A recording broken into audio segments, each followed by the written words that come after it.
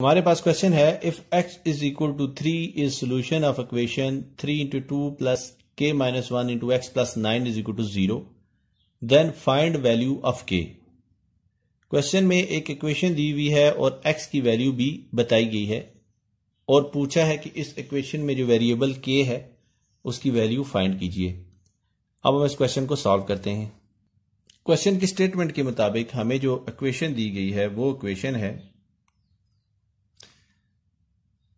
3 into 2 plus k minus 1 x plus 9 is equal to 0 के।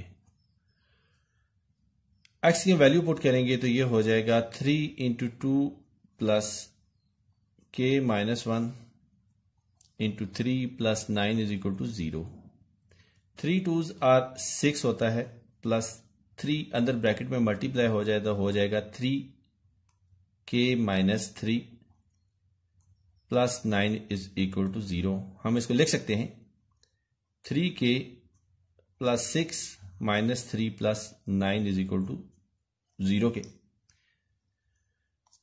तो हमें वैल्यू हासिल होगी 3k plus 12 is equal to 0। तो हम इसको लिख सकते हैं 3k is equal to minus 12 और k is equal to minus 12 is divided by 3। तो हमें k की जो वैल्यू हासिल होगी वो होगी -4k।